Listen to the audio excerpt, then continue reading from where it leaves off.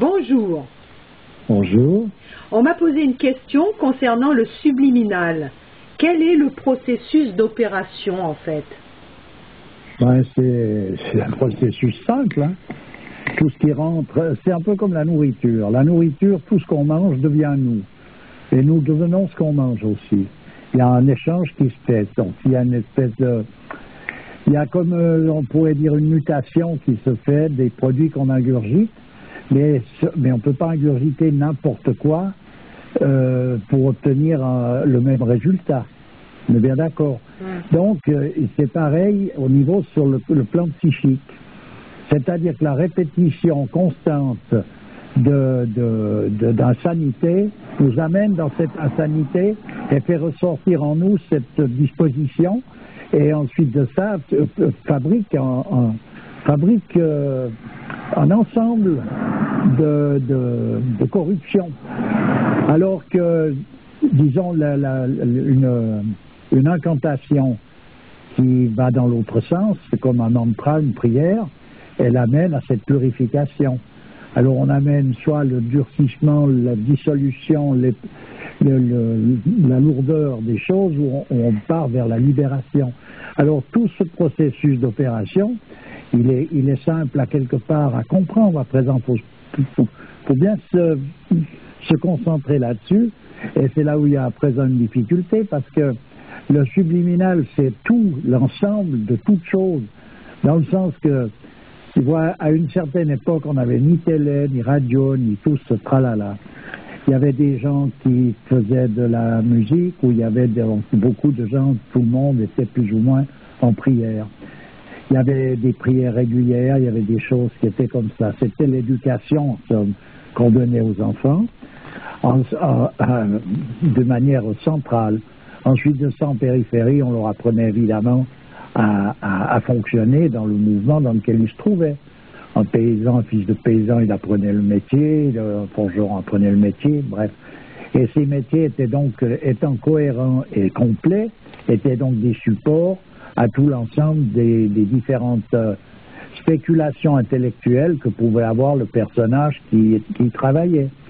Et son influence sur le plan intellectuel était faite donc par ses prières, par ses mouvements, par les sons qui se dégagent des différents travaux, etc. Donc ça donnait telle disposition, tel genre d'homme qui actuellement on ne peut pas... C'est difficile de saisir ce que ça peut représenter, les hommes de cette trempe, puisqu'on est constamment embarqué dans des considérations qui sont totalement arbitraires. Dans le sens qu'on nous balance des infos de tous bords, de partout, dans tous les coins, qui sont des infos qui sont toujours tendancieuses. Je ne dis pas qu'elles ne sont pas vraies, mais elles sont vraies sur un plan et on ne nous donne jamais ni les causes des événements qui se passent, ni rien du tout. Tout est bien ciblé de manière à maintenir les gens en quelque sorte dans une sorte de peur, dans une sorte de curiosité malgré tout, un intérêt morbide pour toute chose. Alors tout le monde va écouter quand il y a X milliers de personnes qui sont en train de se noyer dans un coin de la planète ou en train de mourir de faim dans un autre coin. Tout le monde est attentif pour regarder ça, pour pouvoir être content d'être assis dans son fauteuil devant ce téloche. Je veux dire, c'est pitoyable du début à la fin. Ensuite de ça, il y a la forme des images, la façon, cette manière d'aborder toute information qui est en quelque sorte une propagande, en réalité, mais qui est balancée sous la forme d'une information.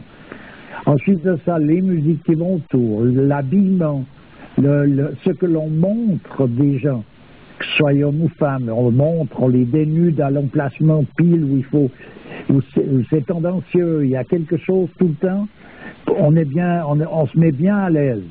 Mais on se met à l'aise sur un plan où justement il fallait lutter. Alors on lutte plus là, c'est terminé. Donc gentiment, c'est l'écroulement. Et la musique pour la jeunesse, comme la jeunesse, elle est une clientèle c'est vraiment du sérieux. Donc elle est ciblée et on la détruit Ouais. C'est-à-dire que c'est la destruction même de la jeunesse. Ensuite de ça, il ne faut pas compter sur les écoles pour aller faire une correction. Bien au contraire, on leur apprend simplement à lire, à écrire, donc à écouter et à y aller, sans lire et écrire, mais ils sont plongés dans ces saletés-là. On les met surtout pas en garde là contre, parce que d'ailleurs, en plus de ça, je pense qu'un instituteur qui mettrait en garde les enfants contre le fait d'écouter, bah bien sûr. Alors voilà. Donc c'est vraiment un coup monté pour nous descendre, quoi. C'est le cas de le dire. Hein. C'est vraiment quelque chose, c'est dramatique, du début jusqu'à la fin. Alors le processus d'opération, il est là, c'est-à-dire c'est un rabâchement, c'est du lavage de cerveau, comme on peut laver un corps en le purifiant, en lui faisant un régime sévère pour amener à tel résultat. Alors, là en l'occurrence, un régime sévère pour obtenir un résultat comme ça pouvait se produire dans certaines situations, on allégeait le corps, on le purifiait, on nettoyait de manière à ce qu'il ne soit pas un handicap, un poids, une charge qui nous empêche, en quelque sorte, de nous élever. Bon, ça c'est une chose. Actuellement, on en est où là? C'est hors de proportion. Soit on l'allège d'une manière, c'est-à-dire pour montrer à quelque part les emplacements qu'on veut montrer, c'est-à-dire on reconnaît les emplacements qu'on veut montrer en principe, on voit bien ce qui se montre. On est d'accord. Tu veux dire qu'on pèse des tonnes et pour entreprendre cette ascension, on n'a pas tous les atouts là. Mais c'est totalement, le mouvement se fait constamment à l'envers. C'est un mouvement, c'est une gymnastique pour arriver à un résultat. C'est quand on veut faire un sport ou qu'on veut obtenir un résultat dans quelque chose, il y a des gymnastiques appropriées. Un lutteur, il a un entraînement. Un boxeur, il a un entraînement. Un judoka, tout ça. Là, c'est une gymnastique sur le plan intellectuel qui est continue, de manière à nous amener à la paralysie totale. Voilà ce que c'est. D'accord. C'est comme une posture en yoga qui nous tordrait suffisamment jusqu'à tout d'un coup, le passage fait bien comme il faut, rend la chose irréversible.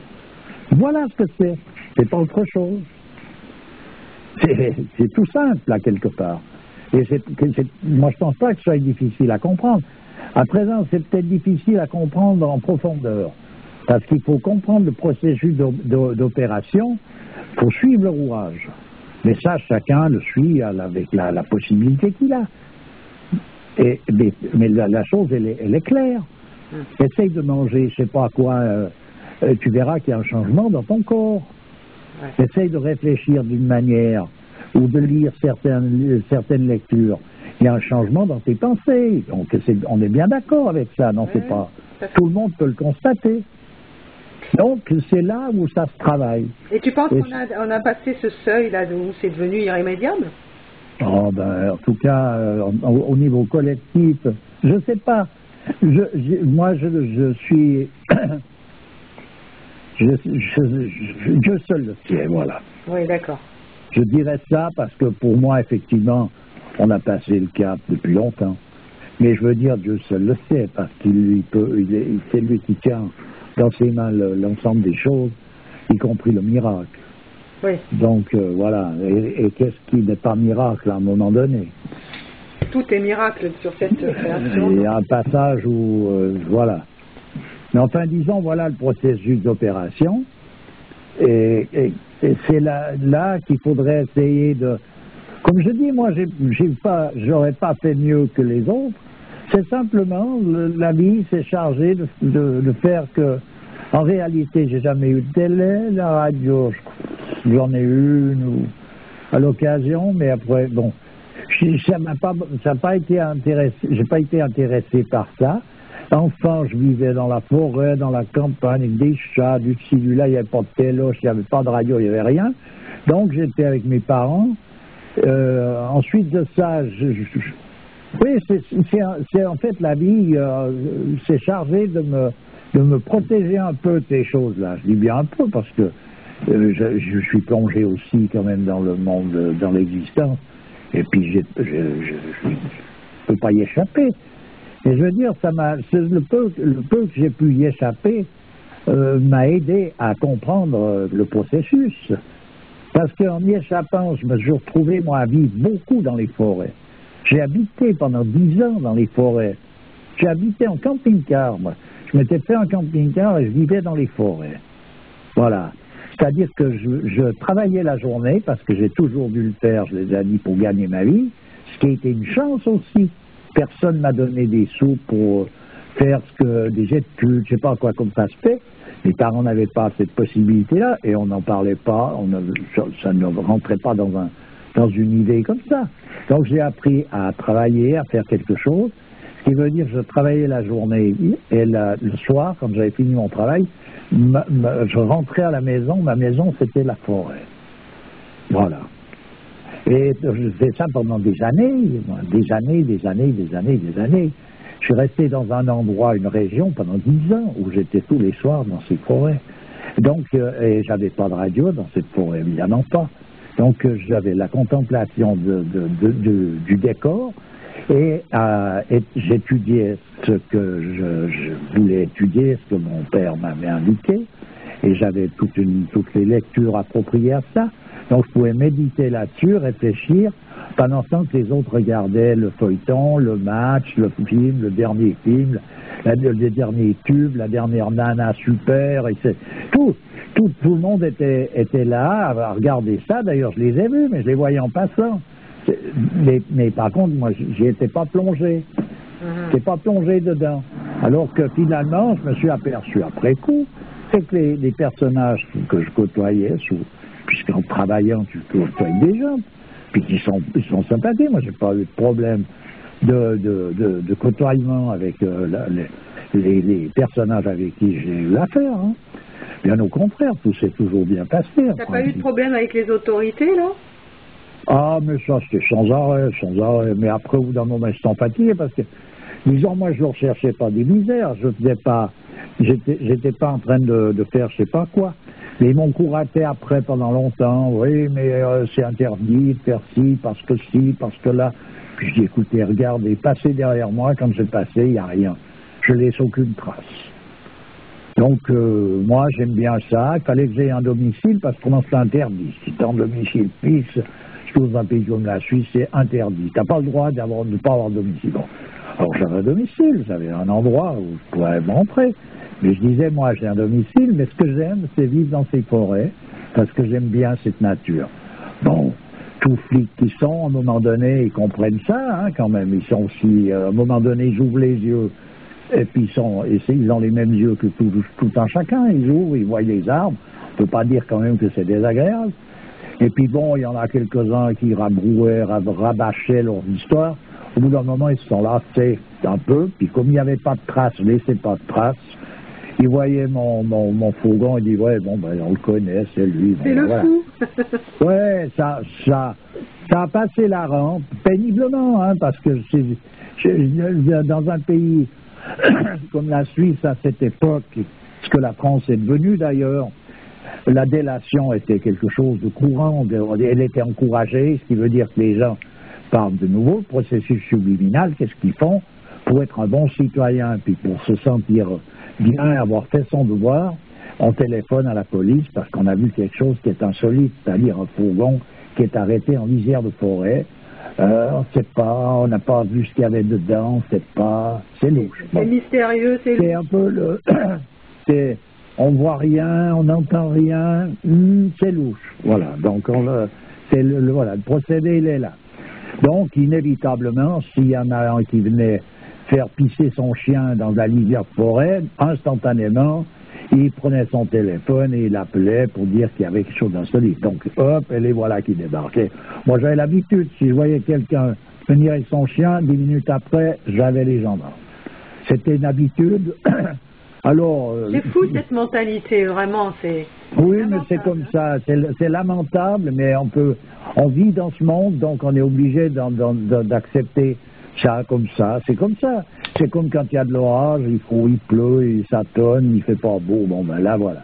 Donc, il n'y a pas moyen. Je ne dis pas que tout le monde le fait d'ailleurs, parce que il faut quand même toujours laisser la place pour d'autres personnes qui, eux, aller apprécier justement cette forêt, la même chose que je pouvais l'apprécier.